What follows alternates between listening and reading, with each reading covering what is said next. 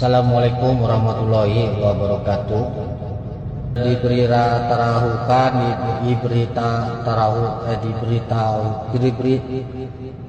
diberitahukan Video kali ini kayaknya bakalan nyenggol banyak pihak dan kepentingan. Gue sadar akan hal itu, tapi di sisi lain gue juga semakin merasa terbebani dengan keresahan ini. Mungkin benar kata orang, cara bahagia paling gampang adalah tidak mengkhawatirkan apapun yang belum terjadi. Jadi skrip ini gue tulis sebagai curhatan aja deh. Kalian sadar nggak, belakangan ini ngelihat internet isinya mayoritas adalah hal-hal yang malah mendegradasi kualitas manusia di negara ini dan menghambat kemajuan negara itu sendiri. Gue rasa problematika di negara ini tidak dilakukan hanya oleh pejabat yang korup, tapi problematika di negara ini memang diciptakan oleh semua orang di berbagai tingkatan dan semua lini. Selain kasus korupsi dan tulinya para anggota DPR dalam mendengar aspirasi yang belakangan ini lagi kita konsumsi tanpa dibatasi karena semakin mudahnya media informasi untuk kita selami. Anjir, diksinya pakai rima banget dah. Intinya, selain karena berita politik, otak kita juga sebenarnya lagi banyak diracuni oleh narasi normalisasi akan hal-hal yang selama ini memang menyimpang. Sejak era media sosial ini, rasa-rasanya semua orang mendadak ingin tampil dan dipuji. Pengen diakui tanpa memikirkan jenis kontribusi. Selama ini kan kita hanya dicocoki tayangan televisi, di mana menjadi pesohor mendatangkan banyak keuntungan dalam imajinasi. Padahal selama itu kita tidak tahu bahwa dunia digital memiliki dua sisi, gelap dan terang. Seiring berkembangnya teknologi, imajinasi-imajinasi tersebut mulai bermigrasi dari dunia digital ke genggaman tangan kita sendiri.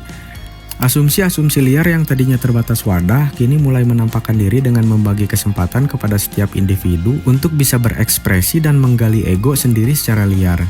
Sayangnya, kesadaran akan literasi masih sangat rendah. Hanya segelintir orang yang otaknya masih punya daya analisa dan bersikap kritis akan kemajuan ini. Mereka yang dianugerahi hal ini justru membatasi diri dengan mengembangkan diri. Sementara mereka yang tidak, lupa caranya berkembang dan hanya mengekspresikan emosi.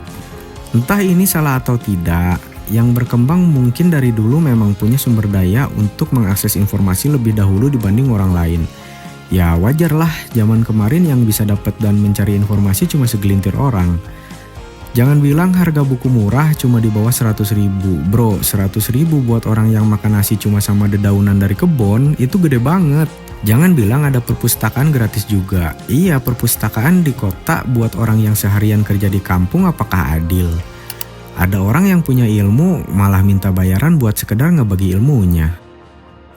Tapi tolong ya, alasan-alasan ini jangan kalian jadikan pembenaran atas ketidakberkembangan kalian. Intinya gue pengen bilang kalau dari dulu ilmu itu mahal. Dan dari dulu pula orang yang punya ilmu maunya dibayar. Emang ada orang yang bagi ilmu secara gratis? Mungkin ada sih, tapi sedikit banget kayaknya. Wong sampai sekarang aja orang-orang pintar yang muncul di internet masih begitu. Awalnya mancing setengah, atensi udah kepancing, malah buka kelas yang wajib berbayar. Katanya ilmunya mau dibagi kalau kalian bayar membership bulanan dan ikut kelas khusus mereka. Nah, anomalinya, orang-orang ini lalu mengeluh dan berkoar ketika ngelihat kenyataan kualitas manusia di negara ini tidak berkembang. Mereka bilang kita ini minim literasi dan malas belajar. Sadarlah, dalam kehidupan ini memang ada keberuntungan. Tidak semua orang beruntung dan menjadi ahli ilmu dari pengalaman hidupnya sendiri. Ada orang yang langsung mati dalam satu kegagalan percobaan. Tapi hey, orang-orang yang belum berkembang itu dulu. Alasan sudah tidak relevan. Sekarang dunia digital, ada jejak digital. Kalian harusnya jangan malas memungut sisa-sisa jejak digital ilmu gratisan mereka. Jangan jejak digital aib orang doang yang diburu. Gue mau ngomong apa ya? Sampai sini udah bingung sendiri bikin narasinya.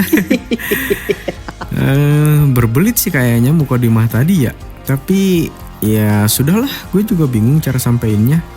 Makanya gue tegesin ini curhat aja. Gak ada niat edukasi karena kebanyakan harus masukin referensinya. Kalau beneran dikerjain sih udah kayak skripsi nanti jadinya. Ya ini mah curhat aja, kalau ternyata bener mudah-mudahan bisa merangsang daya pikir, kalau nggak bener ya tolong dikoreksi aja. Ya apapun itu memang lebih enak terbuka ruang diskusi. Oke, di video ini sebisa mungkin akan gue bahas satu-satu apa yang gue anggap jadi problematika bagi perkembangan bangsa ini. Sekali lagi mohon maaf kalau narasinya nanti berbelit dan kesana kemari. Pertama, gue pengen mulai ini dari kepalanya. Dari atasnya, tentunya mereka ini yang disebut penguasa lah simpelnya. Yaitu orang-orang yang berkuasa yang memerintah, membuat aturan dan bisa memaksakan kehendak pada orang-orang yang tidak punya kuasa, sekelompok orang atau satu wilayah tertentu untuk memenuhi kepentingan pribadi atau kelompoknya. Bullshit lah, di negara ini ada orang yang beneran jadi penguasa demi kepentingan semua orang secara adil. Tapi poin satu ini kalau gue bahas bakal panjang banget dan perlu banyak banget referensi ahli. Tapi gini, paling gampangnya kita lihat kenapa si kepala ini bisa berkontribusi pada problematika kemajuan negara. Mungkin yang ya itu tadi cuma untuk memenuhi kepentingan pribadi atau kelompoknya aja. Jangankan kekuasaan dan kejayaan mau dibagi, ilmu aja harus dibeli kan? Lebih parahnya, penyalahgunaan kekuasaan ini malah melahirkan praktik korupsi. Wah, tingkat korupsinya udah gak masuk akal deh. Sampai ke otak dan nutrisi otak buat rakyat yang dikorupsi kayaknya. Pokoknya rakyat ini gak boleh lebih pinter dari dia, titik. Dah lah, gue stop bahas poin pertama di titik korupsi aja, karena kayaknya itu problematika terbesarnya. Nih, yang kedua gue pengen bahas orang-orang yang berduit dan berpengaruh deh. Influencer, youtuber, selebgram, tiktoker, atau apalah itu. Kenapa mereka juga menyumbangkan problematika pada negara ini. Tapi kita sepakat dulu ya, jangan pungkiri kontribusi orang-orang berduit pada pergerakan ekonomi dan pendapatan pajak. Jangan juga narasi ini kalian jadikan bensin untuk hanya iri dan membenci karena kita tidak punya duit sebanyak mereka dan tidak hidup seberuntung mereka. Di zaman media sosial ini, orang-orang yang menunjukkan dirinya berduit lebih gampang dapat atensi masyarakat luas dan menjadi orang yang mempengaruhi. Apa yang mereka katakan seolah menjadi fakta yang tidak terbantahkan, padahal belum tentu. Parahnya nih, lagi rame banget orang pamer duit zaman sekarang. Dalihnya mereka ingin memberi motivasi padahal kenyataannya tindakan tersebut dikompori ambisi untuk mendapat atensi dan menguasai persepsi. Ditambah didorong ego yang haus validasi. Kenapa begitu? Dunia ini kenyataannya selalu punya dua sisi. Jadi statement setiap orang pasti melahirkan pro dan kontra. Ini bahaya nih, gue lihat semakin banyak orang yang diberkati keberuntungan dan dikasih duit berlebih, tapi kecerdasan dan emosinya terbelakang. Entah terlena karena sanjungan, entah buta karena kekayaan. Maksudnya kan orang tuh kalau merasa lebih kaya pasti merendahkan pendapat orang lain. Kenapa begitu ya? Karena kita sendiri yang membangun persepsi bahwa keberhasilan itu bentuknya kekayaan.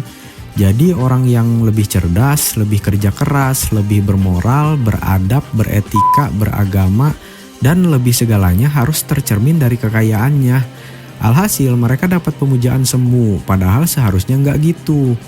Makanya sekarang stop memuja orang kaya, jadi bersikap sewajarnya aja sama mereka. Atau memang mereka orang-orang kaya ini bodoh? Karena banyak orang yang kayak mendadak zaman sekarang. Banyak juga kan tercermin dari bocah-bocah kosong. Atau nih, entah mereka ini cuma tenggelam dalam bisikan setan. Ini pemikiran hopeless banget sih kalau ujungnya cuma nyalahin setan, gak membangun pola pikir. Gue pengen curhat di poin yang kedua ini nih, karena ngelihat beberapa fenomena kayak konten flexing dan bagi-bagi duit, konten pamer ibadah atau sedekah, yang sebenarnya hal ini bukan hal baru. Dari sejak era YouTube melambung, fenomena ini menjamur dan meracuni. Ya, orang-orang model mereka ini gampang banget meracuni persepsi masyarakat. Bagi orang-orang yang tidak kritis atau orang miskin yang buta harta, mereka ini dijadikan tolak ukur dan role model yang harus diikuti. Mereka membuat orang-orang yang melihatnya tidak bisa berpikir sehat, seperti bertanya dari mana sumber kekayaan mereka berasal dan apakah benar kekayaan bisa diraih sesingkat itu. Mereka balut cerita dengan narasi perjuangan fiktif yang lebih parah dibalut narasi agama semacam sedekah. Dari dulu sejak ada praktek bisnis MLM, jujur gue termasuk orang yang sangat skeptis dengan orang-orang model begini. Dari awal gue mah udah curiga ini orang duitnya kalau nggak dari, mohon maaf, paling dari atau nipu. Nah, zaman sekarang lagi rame dibalut dengan fenomena posting umroh tuh. Kalau konten flexing dipopulerkan influencer cowok, kalau posting umroh kebanyakan cewek. Cewek-cewek ini posting umroh tapi postingannya pakai lagu. Fotonya ngebelakangin Ka'bah, di depan dia orang-orang lagi sholat. Dia ibadah sambil posting anjing. Gimana dah konsepnya? Niat atau pamer nih ibadah? Nah, balik umroh, langsung posting villa di Bali, malamnya party. Astagfirullahaladzim. Jujur gue pernah kesel, ada ustadz terkenal tuh yang mantan bandar judi katanya bikin postingan yang bilang katanya nggak apa-apa kalau mau umroh posting aja. Foto atau video aja sebanyak-banyaknya, biar jadi motivasi buat orang lain. Dan ketika mereka ke tanah suci jadi ladang pahala buat kita. Lah iya, tapi dia kagak mengakui justru statement dia dijadiin validasi untuk pamer dan ria. Dijadiin konten nih sama orang-orang yang mereka tuh cuma nunjukin ke followersnya. Nih lihat nih, gue bisa ke Mekah, lo udah sampai mana? Ah, Ustadz ini pernah di dunia hitam tapi pura-pura nggak tahu deh. Udah sih kagak usah dibela, orang caption mereka emang begitu. Habis dari Mekah, party di Bali. Yaelah, masih mau dibela. Duitnya dari mana coba? Iya, memang gue sadar kita hanya boleh menghakimi perbuatan seseorang, tapi tidak boleh menghakimi isi hati. Tapi come on lah, biar jangan makin banyak orang berdosa karena sombong.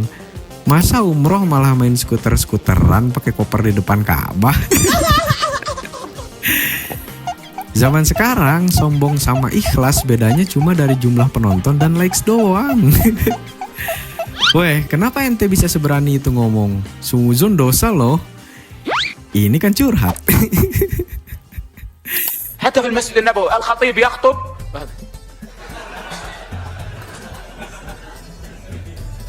سيلفي. التصوير داخل الحرم هل يعتبر رياء قولا واحدا؟ قد يدخل في الرياء، ليس بالضرورة أن يكون رياء، لكن قد يدخل في الرياء. المطلوب من المسلم أن يخفي عباداته قدر الإمكان حتى يكون مخلصا لله سبحانه. ما الغرض من هذا التصرف؟ هل الغرض أن يقول الناس انظروا إلي كيف أصلي، انظروا الناس أنا معتمر، انظروا الناس أنا فعل كذا؟ Makanya teman-teman setiap kali habis beramal, seringkali syaitan yang paling pertama dia sodorkan kita supaya bertanya sama orang lain. Bagaimana pendapatmu? Dengan pendapat itu, syaitan sudah cukup membuka pintu riya. Yang saya paling khawatirkan adalah kalau pada puncak ibadah ada riya, itu yang paling bahaya. Puncak rukun Islam kan haji. Haji kecilnya umrah. Sekarang orang, maaf saya masih saksikan ada orang sa'inya saja live langsung.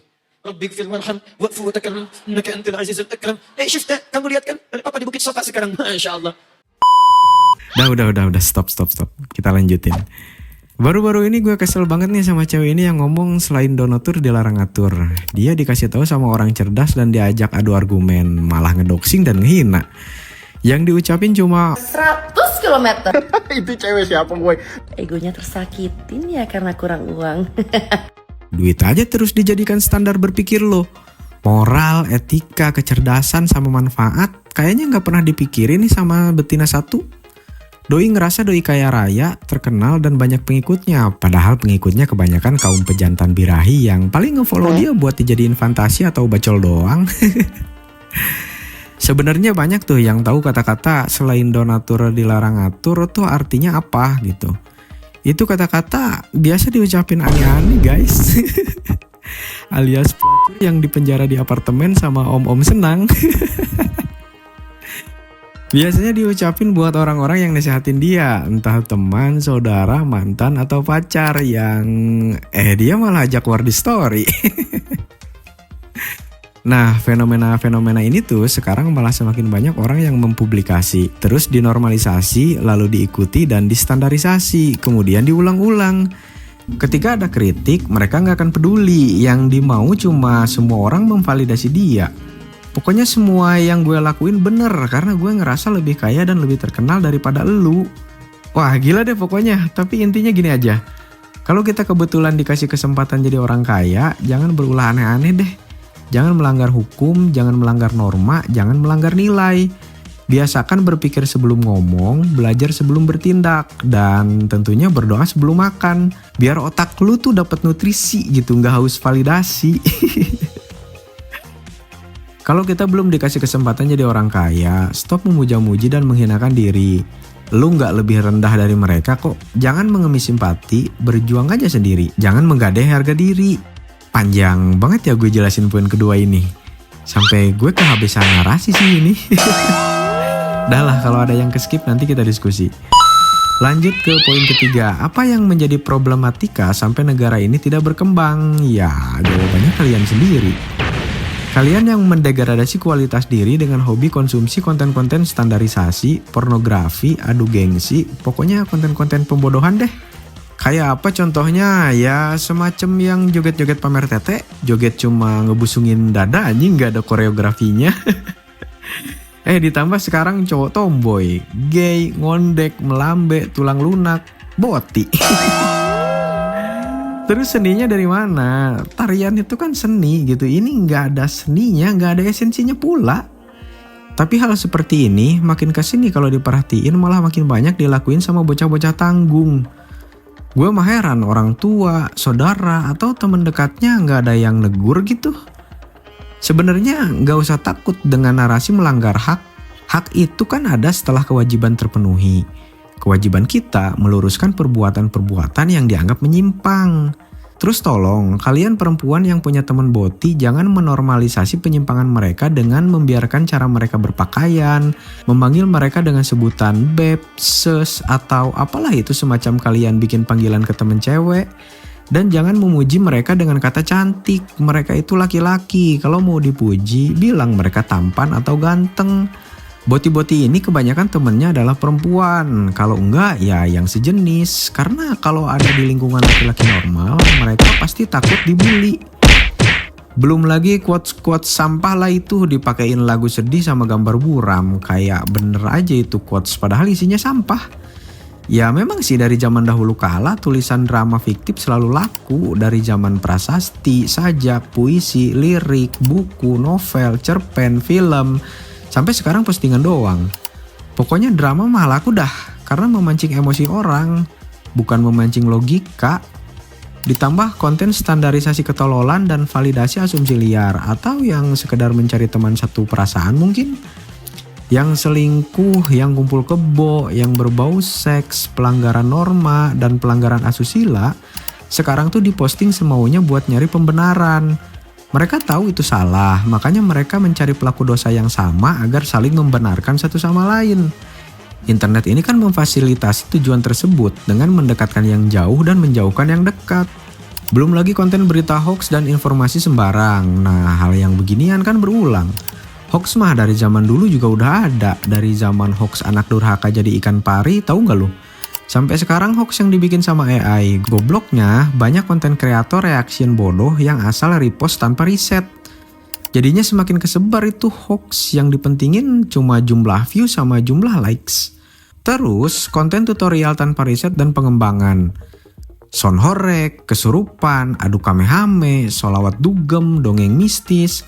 Sampai shorts YouTube anak-anak isinya orang-orang tua yang berakting tolol gitu dengan narasi dewasa yang tapi tolol. Aduh, masih banyak kalau mesti disebutin satu-satu. Males juga anjir ngumpulin klip sama ngeditnya satu-satu buat di video ini. Ntar deh kalau ada yang baru satu-satu gue tambahin, gue bikin videonya. Emang babi. Muncul TikTok di zaman sekarang malah makin orang dibuatnya. Ini sekarang ditambah FB Pro, menyebar sampai Reels Instagram dan YouTube Shorts. Nah herannya, pemerintah kayak nggak ada upaya gitu buat kasih peringatan ke TikTok supaya membatasi jenis konten di TikTok. Kalian tahu kan kalau TikTok itu dari Cina? Di Cina sendiri pemerintahnya sangat proaktif membatasi peredaran konten. Pemerintah di sana kabarnya hanya membolehkan konten positif semacam edukasi. Hal itu dilakukan demi memajukan kecerdasan bangsanya. Terbukti, negara Cina sekarang makin maju. Amerika yang tadinya penguasa dunia sekarang ketar-ketir ngelihat Cina yang semakin maju. Terus ada India tuh. Kalian tahu kan betapa absurdnya konten-konten tentang perindavan? Gara-gara itu akhirnya pemerintah memutuskan buat memblokir TikTok. Mungkin pemerintahnya sadar bahwa rakyatnya malah semakin mengalami kemunduran dengan adanya kebebasan berekspresi di dunia maya. Jadi tolonglah stop mengonsumsi ketidakbermanfaatan tersebut. Jangan beralasan hiburan rakyat. Hiburan rakyat yang baik juga masih banyak kok jenisnya. Orang-orang negara maju kayaknya udah banyak tuh nyontohin. Jadi berhenti dulu deh jadi rakyat yang selalu butuh hiburan. Stop dulu deh ngasih panggung pada kebodohan. Capek gak sih jadinya lihat kondisi negara? Mereka yang bisa kabur enak anjir. Kabur gitu aja, gak peduli lagi sama yang ditinggalin. Jadi gimana nggak problematik negara ini kalau mulai dari kepala sampai telapak kaki orang-orangnya kagak mau mikir untuk perkembangan kehidupan yang merata. Semua orang ini mah berkontribusi pada problematika dan kemunduran bangsa ini. Mayoritas pengen kaya, mayoritas pengen berkuasa, mayoritas pengen bicara tapi seenaknya. Terus mayoritas pengen terkenal, pengen dipuja dan dipuji. Mayoritas pengen dimengerti tapi nggak mau ngerti. Mayoritas pengen berekspresi tapi nggak mau dikoreksi. Mayoritas haus validasi tapi juga minim empati. Jadi kalian pilih, mau menyalahkan negara ini hancur karena demokrasi dibungkam dan maraknya korupsi, atau karena semua hal harus dimonetisasi, atau karena para pemalas yang minim literasi, atau karena kebodohan? Masih terlalu sedikitkah orang yang sadar bahwa negara ini hancur karena ulah kita semua? Udah yuk, stop yuk jadi masyarakat bermental miskin. Stop jadiin dunia digital sebagai dunia alternatif untuk ego yang tidak pantas di dunia nyata.